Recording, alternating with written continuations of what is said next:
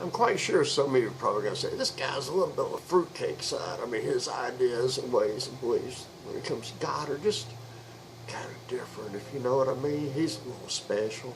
He needs a little bit of a medical treatment.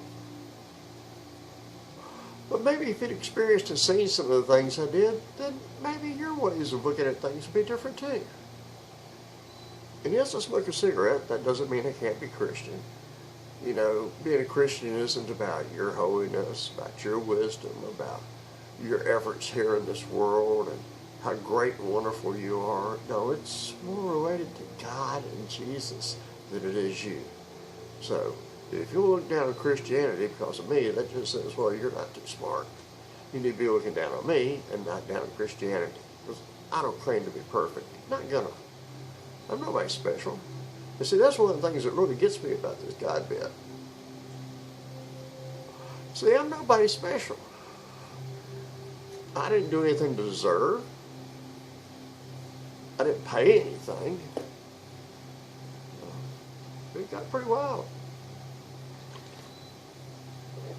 I've gone to churches all my life. I felt I'd seen and experienced some things, and really I was just feeling some things and thinking some things. I hadn't really experienced things like I thought I had. Well, I was at this church one night, and I saw some people speaking in tongues. It kind of bothered me because some of these people I could tell were 100% legitimate. Some of them were as phony as a, well, you know what I mean. They just wanted to be holier than thou and have you believe they're holier than thou. But a couple, though, it was real. After I left there, I wondered, if I'm a Christian and I'm on the good side of God, then how come I hadn't experienced this before? How come I hadn't done such? Was it really good grace with God? It worried me. It worried me a whole lot. That night I did a lot of praying about it. And I asked God to give me an answer. And one of the ways I asked God to give me an answer was in my dreams.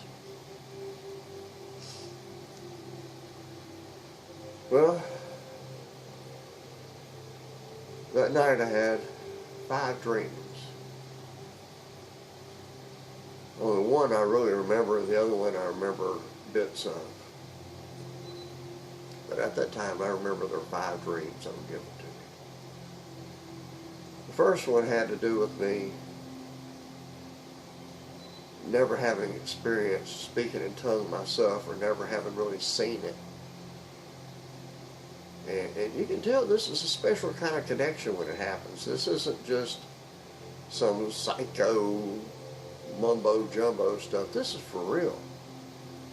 I mean, these people weren't high, they weren't nothing, and they just started. And when they started, you could look and see and tell it was different. Well, in that dream, it was just me and my wife in some place. One of the things I remember about it, there was no walls, no floors, no nothing. Just me and her and a background that was all around us. And I said, why? Why not me? And then she just faded out, and I heard this voice. Do you not realize what it is you ask of me?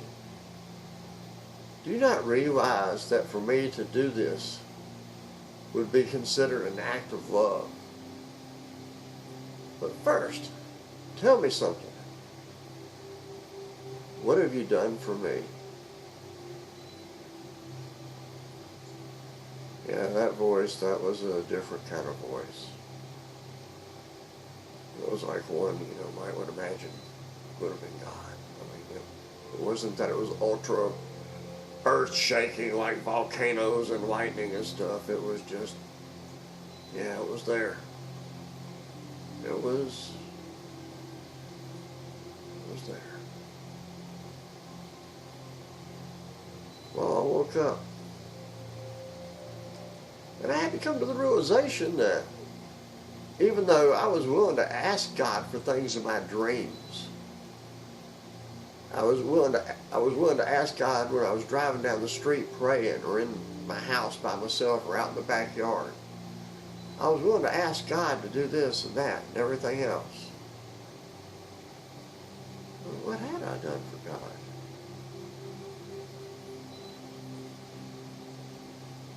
So I asked. And believe me, I was feeling pretty scummy, pretty low life. This was a degrading humiliation that made me feel like lower than any pond scum in existence. Why I felt it like that? I would say because at that time there was a connection. There was a connection, and I could feel it. Or he could feel me, whatever. Anyhow, there was a connection. However you want to put it. I said, what should I do? And I thought about it. I'd become a deacon at a church. I'd been helping the preacher out. He was going through a hard time, and I was helping him out with bags of food, was cleaning at the church, was discussing all kinds of things. Basically stopped all forms of cussing, all forms of everything wrong, except for smoking a cigarette. I would smoke a cigarette, but other than that, I mean, yeah, I was living life like you would expect a preacher or somebody to live. That wasn't it.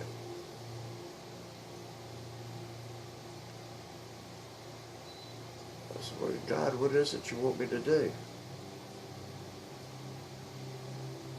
And inside me I heard, get ready. It was like the thoughts just popped there. I wasn't really hearing it, it was just poof there in my mind, get ready.